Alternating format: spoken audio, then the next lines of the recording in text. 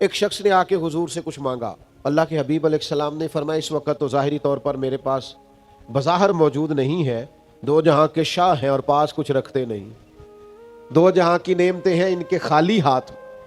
हुजूर ने फरमाया इस वक्त तो बज़ाहिर कुछ नहीं, आप इस तरह करें फलां दुकान पे चले जाएं और मेरे नाम पे कर्ज उठा लें। हम तो अंदर पड़े हुए होते हैं ना, ढेर लगे हुए होते हैं, फिर भी नहीं देते। और यहां करीम ने फरमाया कर्ज ले ले मेरे नाम पर।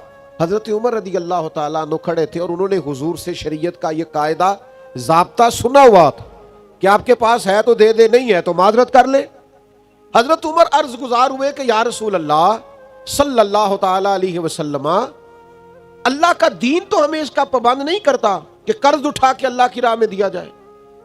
हजरत उमर मसला दरियाफ्त कर रहे हैं और हुजूर की सिखाई हुई बात अर्ज कर रहे हैं कि या रसूलल्लाह, कानून वैसे ये नहीं कि आपके पास है तो दे दे, नहीं है तो माजरत कर ले। तो हुजूर ने हजरत उमर का इस मौके पर यह बात करना पसंद नहीं फरमाया। हजरत बिलाल अर्ज गुजार हुए, या रसूलल्लाह आप बांटिए, अर्श का मालिक बड़ा ही अता करने वाला है।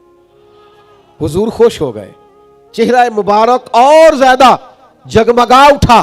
करीम फरमाने लगे कर्ज ले लो मेरे नाम पर, यानी कर्ज उठाकर भी अगर किसी की मदद की जा सकती है, उसकी जरूरत पूरी की जा सकती है तो नबी करीम करते थे।